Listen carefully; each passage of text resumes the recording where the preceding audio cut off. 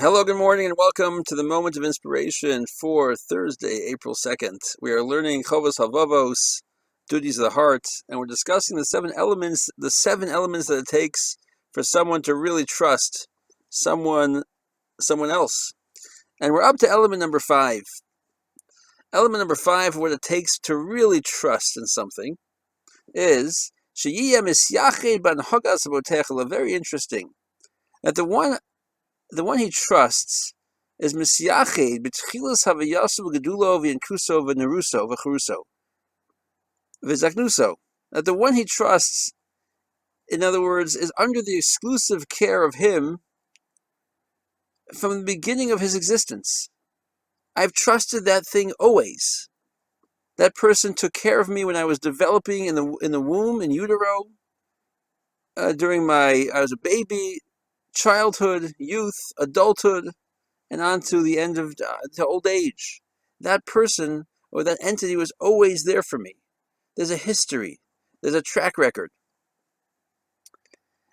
And he goes on to say, V'shishbara kol zeh, when it's clear to me, not just I know it, but when I really know it, when I have clarity, I think about it, and I delve into it, and I meditate on this element, on this idea, then, tenuach nafshu alav, then I could totally rest.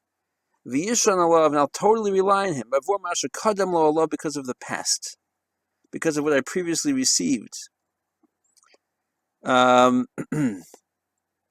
kadam lo alav min hatovos haotfos v'ta'olios ha'masmidos v'yezem masav chazakas b'tchonabo.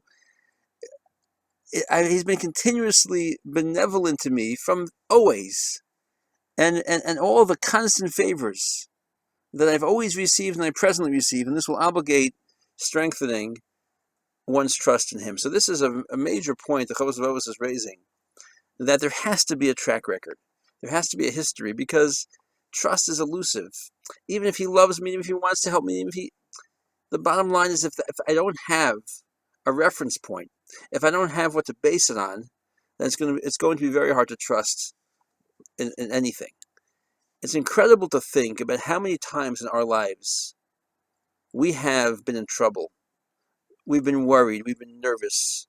How are we going to make payroll? How are we going to pay the rent? How is this illness going to turn out? Is this an illness? The countless issues have raised in our lives, and we are obligated. It's imperative upon us to look back and say, and how did it work out? See, we tend to forget. We tend to move on. Right when it works out, we kind of, oh, great. Okay, one less thing to worry about. Let's move on quickly. We have to stop and think. There's been many times in our life before we've been worried about things. There's been insecurity and instability. Right now, we're at a time of insecurity and instability, but there's been many times in our lives, on some point, maybe now it's universal, maybe now it's the entire world, but it's happened many times in our lives when we didn't know what the next day would bring. And it's always worked out. We're here today. We're standing. We're well. And Baruch Hashem, somehow, some way, it hasn't always been easy, but it's worked out. We have to look back and recognize the hand of Hashem in our past. Without that, we can't really trust. That's what the Chovos Havavos is teaching us. We have to do this exercise. So it's not enough to just be in the moment. It's too difficult. Hashem has given us a memory, and Hashem is giving us I used to keep a diary. I've been weakening in my diary keeping. I really have to get back to it. When I read through my diary about things I struggled with 15, 20 years ago, really hard stuff, it's so helpful, because right now it almost doesn't register. It worked out years ago.